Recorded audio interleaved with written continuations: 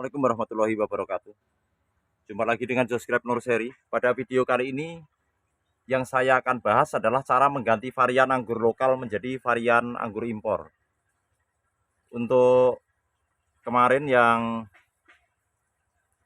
menyampaikan ke saya bahwa selama ini sudah menanam anggur dan pohonnya juga sudah cukup besar dan telah mengikuti eh, konten yang saya buat di YouTube, mulai dari cara tanam, cara pemupukan, dan cara pemangkasan.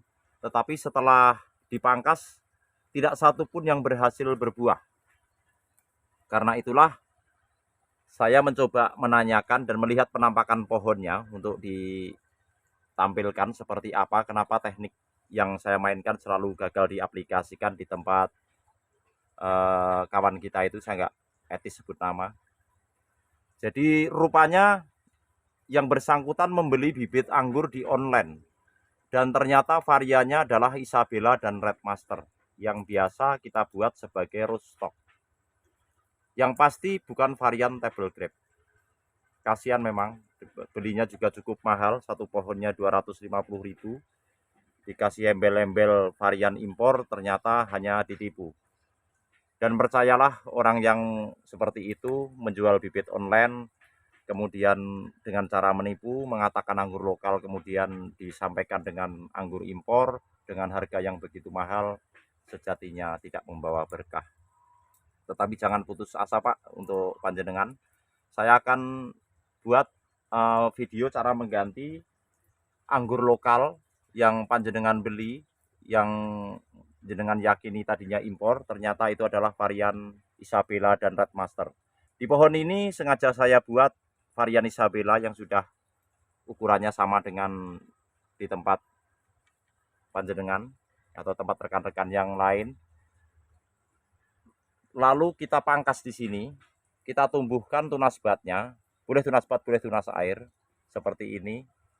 Dan kita akan grafting di sini untuk mengganti varian lokal menjadi varian impor. Jadi untuk rekan-rekan yang sudah terlanjur membeli bibit anggur online, yang diyakini terimpor, ternyata anggur tersebut adalah varian lokal, alias tertipu beli bibit di online, jangan frustasi. Tetapi saya berikan solusi. Solusinya adalah kita melakukan grafting di bagian atas, di para-para seperti ini. Kalau memang kita rambatkan di para-para.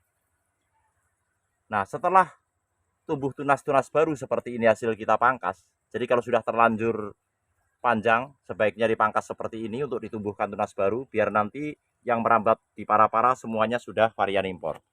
Yang pertama kita pangkas dengan menyisakan dua mata tunas nih, 1, 2. Kita pangkas di sini. Oke, seperti ini. Seperti ini. Oke. Nah, ini langkah pertama. Langkah kedua, kita sayat atau kita belah di bagian tengah sini untuk sedalam 1 cm ya. Kita belah di sini dengan menggunakan pisau cutter. Terus kemudian yang kedua atau yang ketiga, kita ambil entres varian anggur impor. Jenis apa saja boleh, yang masih segar diambil dari pohonnya. Kemudian kita lilit dengan menggunakan parafilm seperti ini. Ini parafilm ya. Parafilm ini seperti ini, bisa dibeli di toko pertanian terdekat untuk parafilm. Jika tidak ada parafilm ini, kawan-kawan bisa menggunakan grafting tape, plastik wrap, atau plastik yang biasa kita gunakan untuk membuat es batu. Kita potong 1 cm juga bisa. Oke. Kali ini yang saya sambungkan adalah varian Dao Nesvet atau Gip Nesvet Taya. Kita mulai. Selanjutnya setelah kita belah ini kita belah seperti ini ya. Nih, kita belah seperti ini.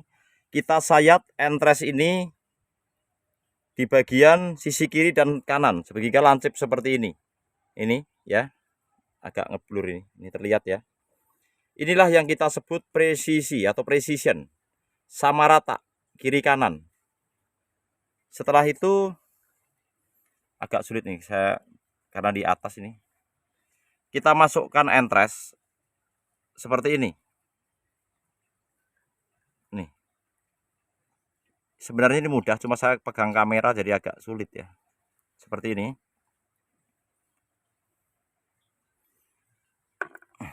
Sebentar.